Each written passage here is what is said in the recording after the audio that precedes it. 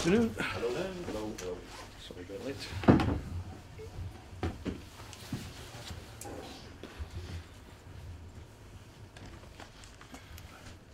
Mark, we're asking everyone, just first of all, Manchester City's progression in Europe. How big an achievement was it to go through last night? Well, it was a great result. Well, the last two results, obviously they've probably done it in a different way from how they anticipated or hoped, but two great performances, great results certainly, and yeah, it's always good that British clubs are progressing. Name on the cup?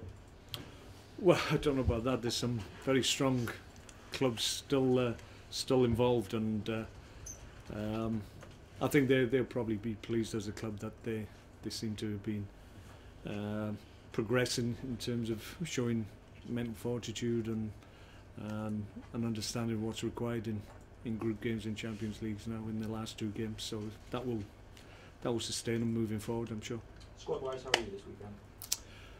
We've got it out over Mark Hughes. Got a hamstring, didn't complete the game last week, so he's a major doubt.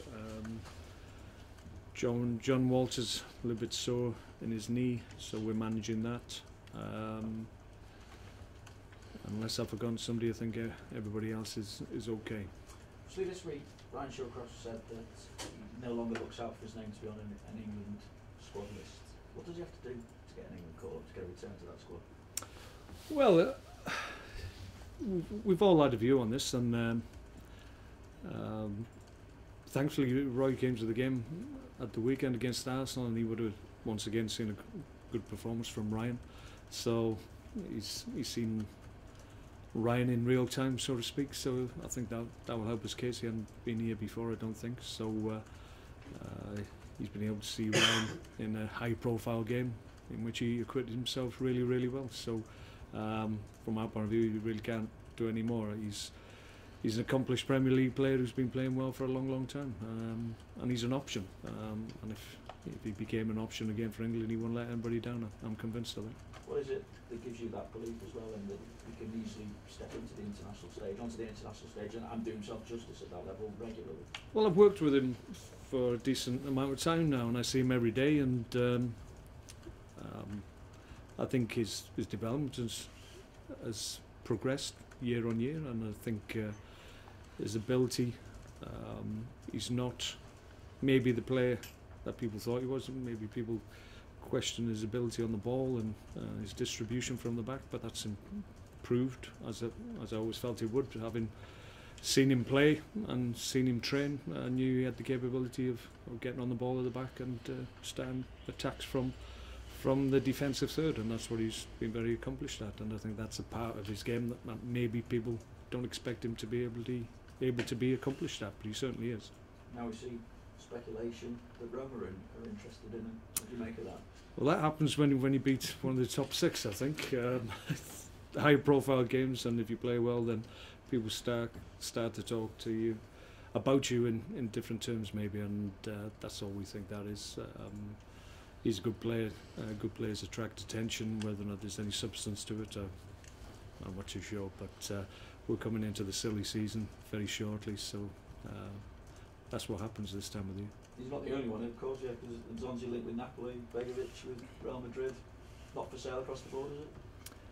No, absolutely. We're very happy with what we got. We don't have to sell anybody. Premier League is the strongest league in world football, in my view. So why would you want to leave it unless it was for one of the super clubs? So any other clubs, I think. You have to go some to beat the Premier League and what we can offer players as well in terms of facilities and environment. Money-wise, we may not be able to offer as much, but you've got to give up a lot here if you want to improve your status as a footballer. Is Charlie Adams' situation different in that he's not perhaps getting the game time that he would want at the moment? I think Charlie's a little bit frustrated because he hasn't started games, but he's getting game time. I think he's started about 6 or 7 games. And played or come in and taken part in 7 others. So we've only played 15 games, so he's had quite a bit of game time. I know why he's frustrated, is because he hasn't started games, and that's understandable. I wouldn't want players happy with not being in the team. But Charlie wears his heart on his sleeve, and he wants to play, and that's probably where that's come from. But no, we're happy with Charlie and what he's producing. He always has an impact when he comes on. So I can understand his frustration because he wants to play from the start of games. But we've been doing okay of late, so he'll have to be patient like many others. For you, does the frustration come when you beat Spurs, then lose to Burnley, beat City, lose to Leicester, beat Newcastle, lose to Sunderland? Yes, yeah, absolutely. Yeah, we've talked about that at length after the games that you've mentioned, and we haven't been able to overcome that. So it's another opportunity, great performance, great result against Arsenal. Now we have to back it up with another good performance and hopefully a similar result, because it won't be easy. Crystal Palace playing well at the moment. It's a good performance last time out against Tottenham. It created a lot of problems for them. Will always be difficult at home as well. So they're in decent form. So it's not an easy fixture by any stretch of the imagination. So if we are going to get back-to-back wins, we'll have to go some. Does that kind of run act as a warning sign, or does it in some respects play on players' mind, play on your own mind going into a game like this? I don't think it plays on our mind. I think we can use it where we are now. We can use it as a motivation that we can't allow it to happen again. We've allowed it too many times up to this point, so I think it's something that we can talk about and try and put right. So it's not as if it's a mindset at the moment and something that we can't shift. We do that by playing well and getting that run and that trend out of our play. And if we play as well as we did against Arsenal, then we've got a great opportunity to do that. Back-to-back wins in the Premier League is huge, and we haven't been able to manage it yet, which surprises us, and I think it surprises a lot of people, because we've played for the most part a decent level of football in most of the games we've played. It's just that we haven't been able to get those back-to-back results that we're looking for. You say that you're in a false position almost in the Premier League? I think a number of clubs can look at their seasons up to this point. I've spoke before about the international breaks and how that stop-starts teams, and I think maybe that's affected ourselves certainly, and I would suggest it probably affected other clubs as well. A number of clubs will look back and think, well, maybe we should have got points there, and should have got a win elsewhere, and I think a lot of clubs looking at the table as we stand will think in similar way. Sidish perhaps as well, you're expecting a bit of attention on yourself and Neil Warnock on the touchline this weekend? Not particularly. Why? There's been a little bit obviously in the comments to make when after your time at Queen's Park Rangers as well, and he left Leeds and he said, I'd like Mark Hughes to come in here and ruin another one of my teams, is there? And he's still kind of feeling there. Well, Neil sometimes makes comments that will get reported, and so that's how I took it. I took it with a pinch of salt. I could reply to it, but there's no point. I don't have a view on that statement. Well, I do have a view, but I'll keep it to myself, to be perfectly honest. But no, I mean, it's Neil's out there, and he's forthright character, and he says what he feels, and that's fine by me. But he's not always right, as we know. Yeah, how impressed were you at the weekend with the growing stature of Bojan and his link-up play with Crouch, and how effective could that partnership be for the rest of the season? We're really pleased with what Bojan's producing at the moment. I said after the game, I think since he's come back in the team, arguably he's been our best performer in every game he's played, and that's credit to him. He had to came into the team, had to go out because his levels weren't quite where they needed to be effective for us. But he's worked hard. He's listened. He's understood what's required, and when he came back in, I knew he was ready. I don't think I can claim to know that he would perform at the level straight away and be as consistent as he has been since he's come back in the side, but certainly there was a better chance because we knew how hard he'd worked, and we all felt that he was ready. He's had a lot of clubs for a 24-year-old, but you can see the other players get on with him really well, and you saw that after the goal celebrations. And do you think he's feeling now settled here at the team? Yeah, I think that's what he was looking for.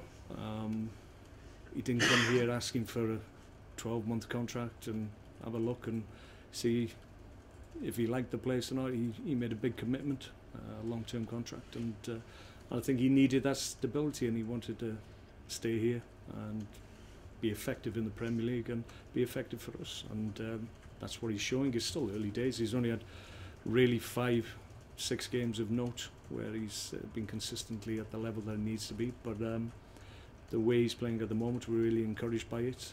He's enjoying his work on a daily basis, playing with a smile on his face. His teammates understand what he can give them, but he helps them as well in terms of his work ethic and his approach to the game, and he's a good kid. So we're really pleased he's here. Well, Vinny alluded to it earlier on about the sort of bear pit atmosphere at Selhurst Park. It's going to be a tough one. It's going to be what would be called a Stoke home game not so long ago.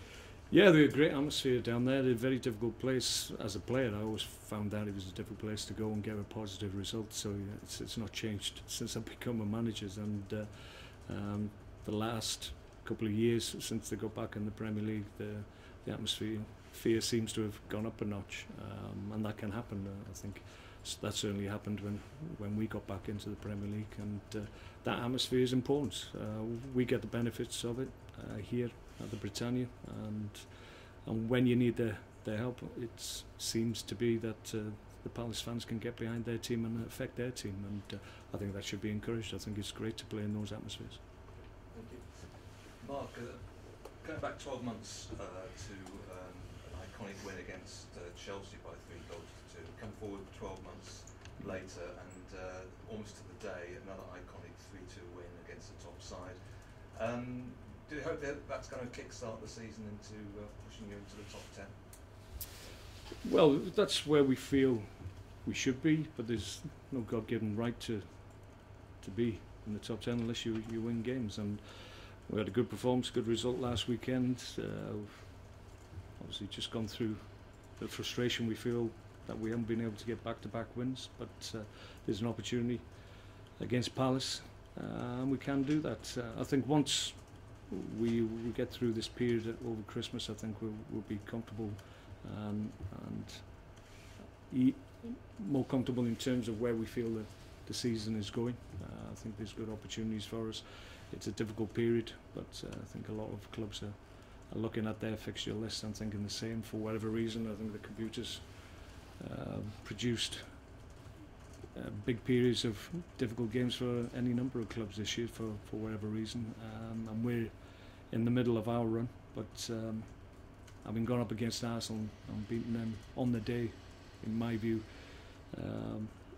in a manner maybe that Stoke sides haven't beat them in the past, I think that's given us confidence and given us a real belief that we can have a good season and get into that top 10, which we want to do consistently. But it's all positive. I mean, you've got more points than you had this time last Yeah. season, and your away record is arguably slightly better than Palace's home record, so there's an opportunity for an upset there. Well, yeah, I think Palace play in a certain way. I think the threats they've got a good pace and good ability in wide areas. They like to get it out wide, and they can counter-attack, so at times they'll invite you on and try and suck you in so that they can hit you on the break with the quality that they have. So we have to be mindful of that, but we have similar weapons as well. I would suggest that we have opportunities to break quickly as well if the opposition gives us time and space to do that. We've found at home against teams in the bottom half a little bit more difficult to overcome, because it's difficult to get them to come out and attack us, but Palace will attack us. They've got good threats, so maybe we can use that to our benefit. Okay, thanks guys.